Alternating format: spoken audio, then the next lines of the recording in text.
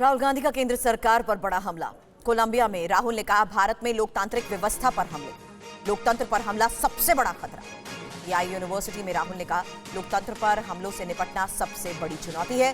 BJP और RSS की विचारधारा कायरता। भारत के विदेश मंत्री कहते हैं, चीन हमसे ताकतवर देश है। विदेश मंत्री कहते हैं कि हम चीन से कैसे लड़ सकते हैं। Somebody yesterday asked me, why have you come to Colombia?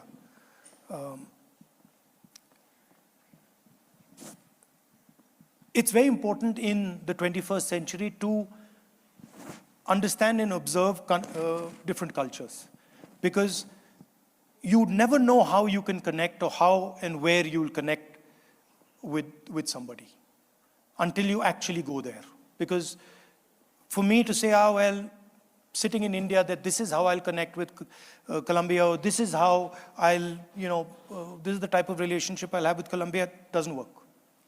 So being open to other cultures, regardless of how big or small they are, is very important.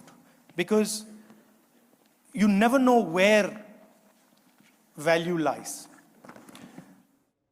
और राहुल गांधी के बयान पर रविशंकर प्रसाद ने भी अपना बयान दिया है। राहुल ने देश को अपमानित किया। रविशंकर प्रसाद ने कहा, राहुल गांधी की बातों में चीन प्रेम नजर आता है। राहुल हमेशा देश के खिलाफ बातें करते हैं। राहुल देश के अपमान का मौका नहीं छोड़ते हैं। होता विजयदशमी के शुभ अवसर पर भारतवासियों को शुभकामना देते, लेकिन वहां तो भारत पर ही हमले कर रहे हैं। देश में करते हैं, विदेश में भी करते हैं। कोलंबिया के बगोटा में कहा है कि भारत में लोकतंत्र नहीं है, लोगों को बात करने की आज़ादी नहीं है। अगर कोई व्यक्ति सबसे अधिक आज़ादी से देश के विकास को, भाजपा को और प्रधानमंत्री मोदी जी को गाली देते हैं तो राहुल गांधी है। तो आपको देश के खिलाफ कुछ भी बोलने का अधिकार है। मोदी जी के ऊपर तो आप झूठे आरोपों की झड़ी लगाते हैं, पूरे हिंदुस्तान में घूम घूम करके। तो लोकतंत्र में तो आपको एक प्रकार से गाली देने का अधिकार दे रखा है हिंदुस्तान में। और पाकिस्तान को रक्षा मंत्री राजनाथ सिंह की डायरेक्ट वार्निंग। सरक्रीक इलाके में हिमाकत ना करे पाकिस्तान। हिमाकत की तो इतिहास भूगोल बदल देंगे। कराची का एक रास्ता सरक्रीक से गुजरता है। भारत जब चाहे, जहां चाहे, जैसे चाहे पाकिस्तान को नुकसान पहुंचा सकता है। गुजरात के कच्छ में शस्त्र पूजा के मौके पर राजनाथ ने चेतावनी दी।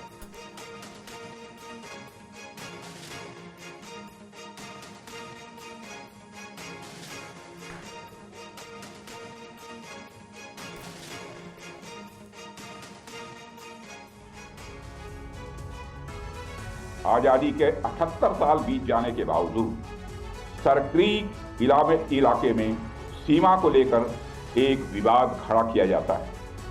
भारत ने कई बार बातचीत के रास्ते इसका समाधान करने का प्रयास किया है, मगर पाकिस्तान की नीयत में खोट है, उसकी नीयत साफ नहीं है। जिस तरह से हाल में पाकिस्तान की फौज ने सरक्रीक के सटे इलाकों में अपना मिलिट्री इंफ्रास्ट्रक्चर बढ़ाया है, वह उसकी नीयत बताता है। अगर सरक्रीक इलाके में पाकिस्तान की ओर से कोई भी हिमाकत की गई तो उसे ऐसा करारा जवाब मिलेगा कि इतिहास और भूगोल दोनों बदल जाएंगे मेरे साथियों। और 1965 की जंग में भारत की सेना ने लाहौर तक पहुंचने का सामर्थ्य भी दिखाया। आज 2025 में पाकिस्तान को याद रखना चाहिए कि कराची का एक रास्ता क्रीक से ही होकर गुजरता है। पाकिस्तान अधिकृत कश्मीर में शहबाज और मुनीर के खिलाफ लोग जमकर विरोध प्रदर्शन कर रहे हैं। मुजफ्फराबाद में प्रदर्शन कर रहे लोगों पर पुलिस ने फायरिंग की है, जिसमें कई लोगों की जान गई है।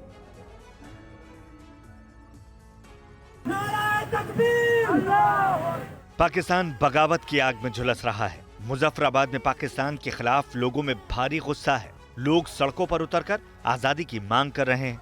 सरकार और सेना के खिलाफ नारेबाजी कर रहे हैं। उनके जुल्मों के खिलाफ आवाज बुलंद की जा रही है। पीओके में लगातार हालात तनावपूर्ण बने हुए हैं। जम्मू कश्मीर आवामी एक्शन कमेटी के आह्वान पर हजारों लोग मुजफ्फराबाद की ओर बढ़ रहे हैं। इसी दौरान पुलिस और प्रदर्शनकारियों के बीच हिंसक झड़पें हुई, जिसके बाद पुलिस ने प्रदर्शनकारियों पर फायरिंग कर दी। पुलिस की फायरिंग में कई प्रदर्शनकारियों की मौत हो गई है, जबकि कई अन्य घायल भी हुए हैं। सड़कों पर उतरे लोग पाकिस्तान में महंगाई, भ्रष्टाचार और आर्मी के जुल्म और तानाशाही के खिलाफ अपने गुस्से का इजहार कर रहे हैं। ये तस्वीर धीर कोट की है, जहां प्रदर्शनकारियों को आगे बढ़ने से पुलिस रोक रही है। इस दौरान दोनों के बीच हिंसक झड़पें भी हो रही हैं। जम्मू कश्मीर आवामी एक्शन कमेटी की अपील पर कोटली पूरी तरह बंद है। लोग जगह जगह धरना प्रदर्शन कर रहे हैं। और पाकिस्तान अधिकृत कश्मीर में पाक सेना ने क्रूर रुख अपना लिया है। दमन पर उतारू पाकिस्तानी सेना अब तक कई लोगों को मौत के घाट उतार चुकी है। पीओके के मुजफ्फराबाद में प्रदर्शनकारियों को तितर-बितर करने के लिए पाकिस्तान सेना ने गोलियां बरसाई। प्रदर्शन करने वालों की आवाज दबाने के लिए पंजाब और इस्लामाबाद से सेना की और टुकड़ियां भेजी गई। सोशल मीडिया पर इस प्रदर्शन के कई वीडियोस वायरल हो रहे हैं। बड़े शिपिंग कंटेनर गिरने का वीडियो भी सामने आया है। इन कंटेनर्स को मुजफ्फराबाद में प्रदर्शनकारियों के मार्च को रोकने के लिए पुलों पर रखा गया था। विरोध प्रदर्शन जम्मू कश्मीर संयुक्त अवामी एक्शन कमेटी की अगुवाई में चल रहा है। आंदोलन का मुख्य लक्ष्य पाकिस्तान में रह रहे कश्मीरी शरणार्थियों के लिए पीओके में आरक्षित 12 विधानसभा सीटों को खत्म करने को लेकर है। इसके साथ ही प्रदर्शनकारी टैक्स में छूट, आटा और बिजली की सब्सिडी और विकास परियोजनाओं को पूरा करने की मांग कर रहे हैं। पीओके के हालात पर ब्रिटेन ने चिंता जताई है। ब्रिटेन के एक संसदीय समिति ने राष्ट्रमंडल और विकास कार्यालय को खत लिखकर पीओके में बिगड़ते हालात पर चिंता व्यक्त की है। पीओके में सरकार विरोधी प्रदर्शन का दौर थमने का नाम नहीं ले रहा। अवामी एक्शन कमेटी ने पाकिस्तान सरकार और सेना पर दमन का आरोप लगाया।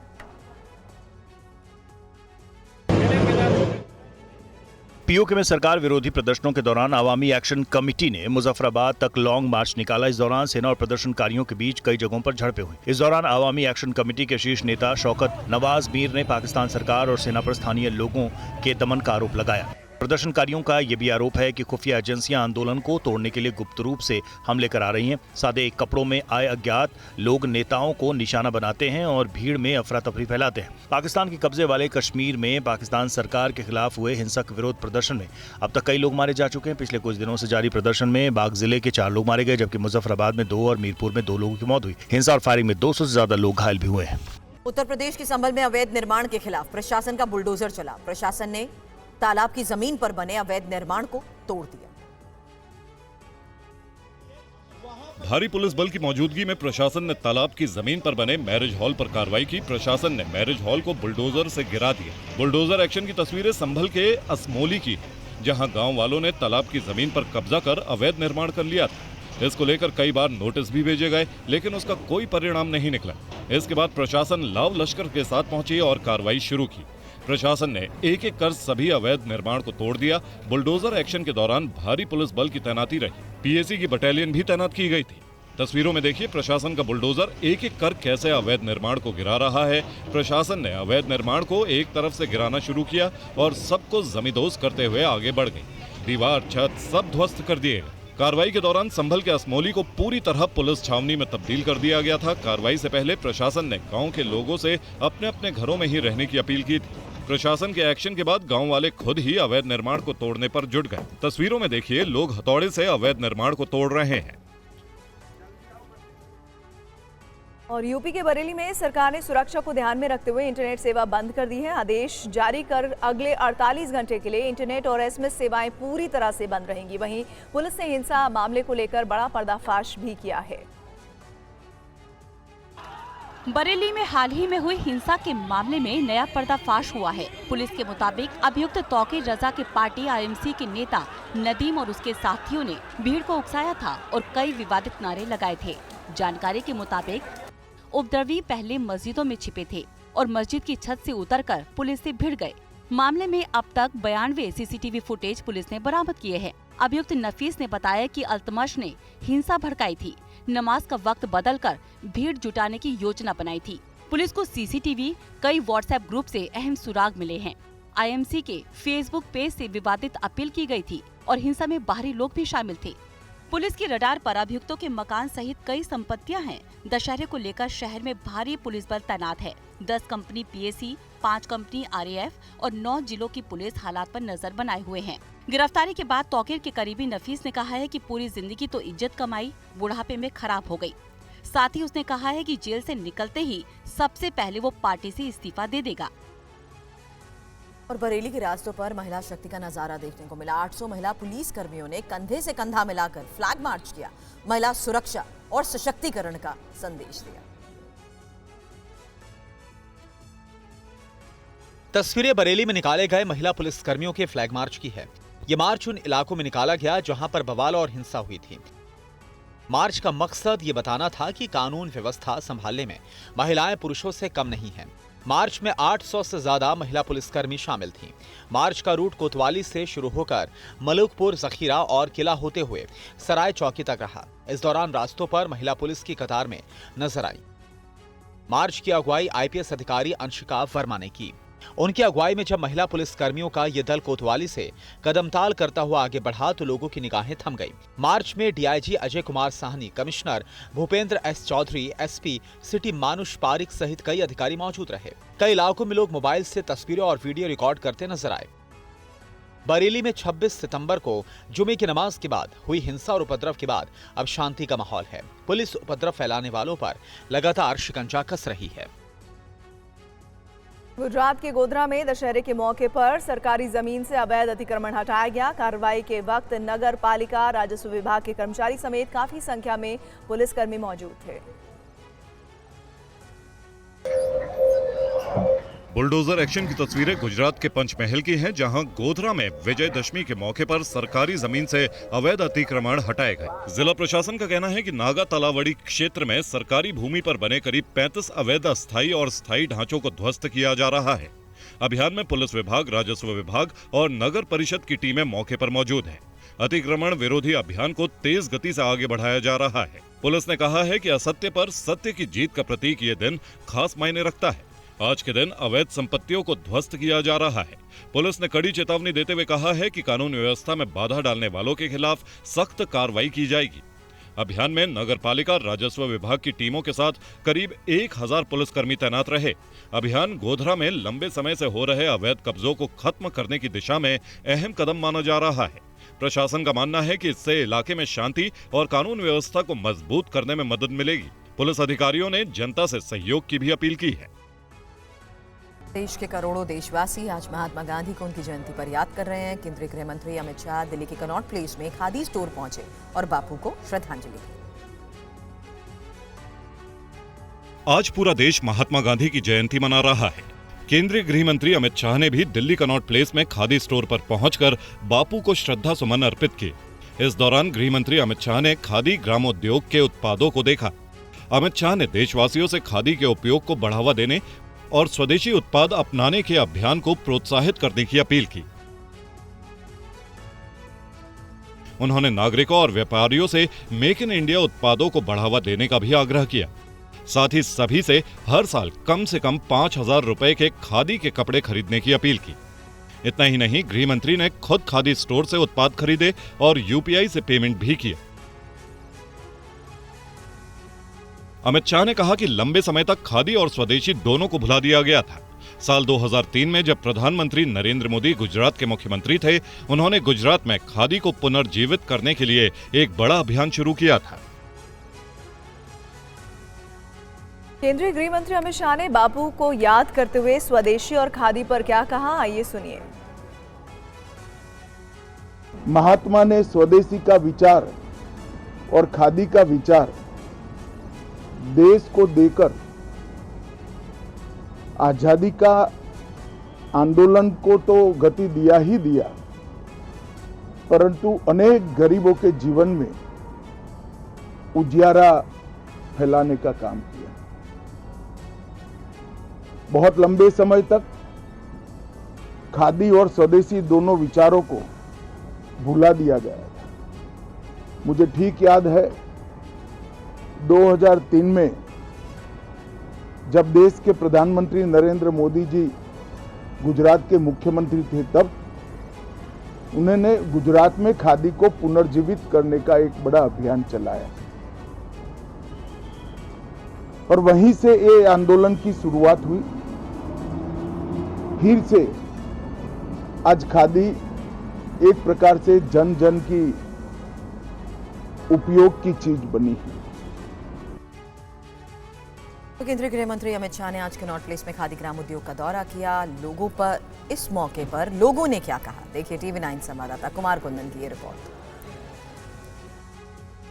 केंद्रीय गृह मंत्री आज कनॉट प्लेस स्थित खादी दुकान में आए और वहां पे उन्होंने खरीदारी भी की और साथ साथ लोगों से इस बात का आह्वान किया कि हर परिवार अपने घर में एक साल में 5,000 रुपये खादी के से बने हुए उत्पाद खरीदे, जिससे कि स्वदेशी ज़्यादा बेहतर हो पाए। हमारे साथ खादी ग्राम उद्योग के CEO मनोज सर हैं। सर, एक बात बताएं कि आज का दिन वैसे तो बहुत महत्वपूर्ण है, केंद्रीय गृह मंत्री का आना कितना बड़ा संदेश है? माननीय गृह मंत्री जी का आना खादी जगत के लिए एक बड़ी बात है। जिस तरह से उन्होंने माननीय प्रधानमंत्री जी के स्वदेशी के मंत्र को आगे बढ़ाने के लिए लोगों से साल में एक बार 5,000 रुपये का खादी उत्पाद खरीदने की अपील की है, मुझे लगता है कि ये देश में किसी गृह मंत्री ने पहली बार ऐसा किया होगा। आपको सच बोलूं तो ये खादी ग्रामोद्योग का स्वर्णिम समय है। आज भी यहाँ पे जो मैं नागरिकों का उत्साह देख रहा हूँ, तो विकसित भारत का ये एक स्वर्णिम अध्याय लिखा जा रहा है। देहरादून में दरोगा के ड्रंक एंड ड्राइव मामले में कार्रवाई तेज हुई है। मामला सामने आने के बाद IG गढ़वाल ने पुलिस कर्मियों को कुछ खास हिदायतें दी हैं। क्या है वो हिदायतें, आइए सुनिए।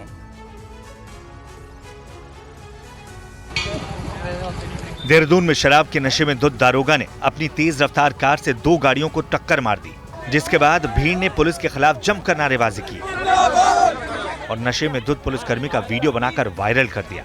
SSP ने नशे में कार चला रहे थानेदार को तत्काल सस्पेंड कर दिया है। मेडिकल के बाद राजपुर थाने में ही उनके खिलाफ केस दर्ज कर लिया गया है। सोशल मीडिया पर घटना का वीडियो वायरल होने के बाद पुलिस विभाग में हड़कंप मच गया। IG गढ़वाल ने अधिकारियों को बैठक बुलाकर हिदायत दी कि भविष्य में पुलिस की छवि खराब करने वाली ऐसी घटनाएं बर्दाश्त नहीं की जाएंगी। FIR हुई है, उसकी पारदर्शिता को बनाते हुए सर्कल से उस FIR को हटाकर दूसरे सर्कल में उसको ट्रांसफ़र किया जा रहा है। संवेदनशील विषय है और जैसा कि हमारे शासन का ज़ीरो टॉलरेंस की नीति है कि पब्लिक के प्रति और अपने आचरण के प्रति जो भी जिम्मेदार पदों पे हैं, विशेषकर जो पुलिस डिपार्टमेंट में SOs और SHOs हैं, वो जिम्मेदारी से रहें, उनका कंडक्ट जो है वो बहुत अप टू द मार्क हो। त्योहारों पर अगर आप बाजार में बनी मिठाइयों को घर लाना चाहते हैं या लजीज खाने में बाजार से खरीदे गए घी का इस्तेमाल करना चाहते हैं, तो उससे पहले हम चाहते हैं कि ये रिपोर्ट आप जरूर देख लीजिए। दिल्ली पुलिस ने दिल्ली में नकली घी बनाने वाले गिरोह का भंडाफोड़ किया है। पुलिस ने कई टीम बनाकर नकली घी बनाने वालों के 3 ठिकानों पर रेड की और उनके पास से 2000 किलो के करीब नकली घी बरामद किया। इसके साथ नकली घी बनाने में इस्तेमाल दूसरी सामग्रियां भी बरामद की गई। पुलिस ने इस सिलसिले में 3 अलग अलग ठिकानों से 6 लोगों को गिरफ्तार किया है। त्योहारी सीजन में दिल्ली से बड़ी मात्रा में नकली देसी घी पकड़ा गया है और ये घी इतना खतरनाक था कि इससे कैंसर भी हो सकता है। ये 6 आरोपी हैं जिनको दिल्ली पुलिस की क्राइम ब्रांच ने पकड़ा है और 1650 किलो नकली देसी घी भी इन 6 आरोपियों के कब्जे से बरामद किया है। ये लोग पहले डालडा और वनस्पति को लेते थे और उसको मिक्स करने के बाद उसमें एक खतरनाक केमिकल मिलाते थे। दिल्ली पुलिस के मुताबिक ये गिरोह बाजार से वनस्पति घी और तेल खरीदते थे और केमिकल डालकर देसी घी का फ्लेवर तैयार करते थे। इसके बाद इसे बाजार में बेच देते थे। पुलिस अब इन अभियुक्तों से पता लगा रही है कि किन दुकानदारों या सप्लायरों के यहाँ इन लोगों ने नकली घी बेचा है। और दिल्ली पुलिस ने अवैध पटाखा व्यापारियों के खिलाफ भी अभियान तेज कर दिया है। पुलिस ने 600 किलो से ज्यादा प्रतिबंधित पटाखे जब्त किए हैं। प्रतिबंधित पटाखों को लेकर दिल्ली पुलिस एक्शन मोड में है। क्राइम ब्रांच ने दिल्ली के उत्तम नगर इलाके से एक पटाखा विक्रेता को गिरफ्तार किया है। साथ ही 693 किलो प्रतिबंधित पटाखे जब्त किए हैं। ये गुरुग्राम से लाकर दिल्ली में बेचे जा रहे थे। प्रतिबंधित पटाखों का ये स्टॉक आइसक्रीम फैक्ट्री की आड़ में छिपाया गया था। पुलिस ने 42 ब्रांड के पटाखे बरामद किए हैं। दिल्ली क्राइम ब्रांच प्रतिबंधित पटाखों की बिक्री और अवैध भंडारण को रोकने के लिए लगातार अभियान चला रही है। टीम को अवैध पटाखों की बिक्री और आपूर्ति में शामिल व्यक्तियों के बारे में जानकारी जुटाने का काम सौंपा गया था। आपको बता दें कि दिल्ली में पटाखों पर प्रतिबंध लगा हुआ है। ये प्रतिबंध सुप्रीम कोर्ट के आदेश पर लगाया गया है, जिसके तहत पटाखों का निर्माण, भंडारण, बिक्री और उपयोग गैरकानूनी है। 29 सितंबर को भी दिल्ली पुलिस ने 3 जगह रेड की और करीब 600 किलो पटाखों के साथ 5 लोगों को गिरफ्तार किया था। पुलिस एक्सप्लोजिव एक्ट, सरकारी आदेश का उल्लंघन करने की धाराओं में केस दर्ज कर 5 अभियुक्तों को जेल भेज दिया है। कोटा का 132वां राष्ट्रीय मेला दशहरा 2025 इतिहास में दर्ज होने के लिए तैयार है। पिछले 4 महीने से रावण का पुतला तैयार किया जा रहा था। रावण के इस पुतले को लेकर कोटा का नाम Asia book of world records और India book of world records में दर्ज होगा। अब तक दिल्ली के पास 210 फीट का रिकॉर्ड है, जबकि 2019 में चंडीगढ़ में 221 फीट का पुतला खड़ा नहीं हो सका था। और सीधे आपको लेकर चलते हैं बिहार की राजधानी पटना, जहां पर रावण दहन का कार्यक्रम चल रहा है। बुराई पर अच्छाई का प्रतीक ये तस्वीरें गवाही देती हुई कि कैसे जब आप किसी ऐसे काम के लिए लग जाते हैं जिसमें सिर्फ और सिर्फ धर्म ही सबसे बड़ी प्राथमिकता होती है, तो अधर्म का नाश होता है, असत्य की हार होती है और सत्य की जीत होती है। और उसी की ये तस्वीर जो आज पूरी दुनिया में देखी जा रही है। इस वक्त आप तस्वीरें देख रहे हैं बिहार की राजधानी पटना से, जहां विजयदशमी का पर्व बहुत धूमधाम से मनाया जा रहा है। रावण दहन हो चुका है। रावण दहन के कार्यक्रम के साथ ये माना जाता है कि तमाम बुराइयां जो समाज में मौजूद हैं वो खत्म होती हैं और उन बुराइयों पर अच्छाई की जीत होती है।